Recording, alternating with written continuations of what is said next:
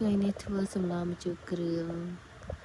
ត្រកួនដែលមានគ្រឿងផ្សំគល់ស្លឹកគ្រៃរំដេងស្ករសើចខ្ទឹមស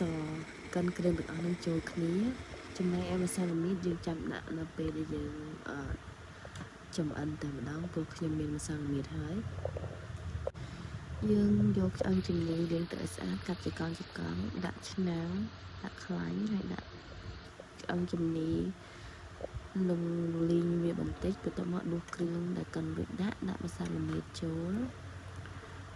កូរគ្រឿងឲ្យចូលគ្នា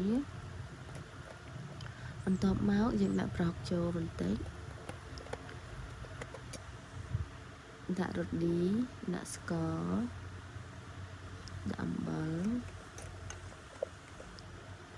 កូរឲ្យចូលគ្នាថែមទឹកបន្ទាប់មកបេះត្រកួនលាងឲ្យស្អាតដាក់ត្រកួនចូលដាក់អំបិលដាក់ត្រួយអំបិលត្រឡប់ចូលគ្នា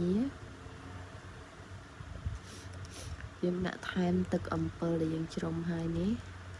បន្ទាប់មកដាក់ម្រះភ្លៅជាការស្រេច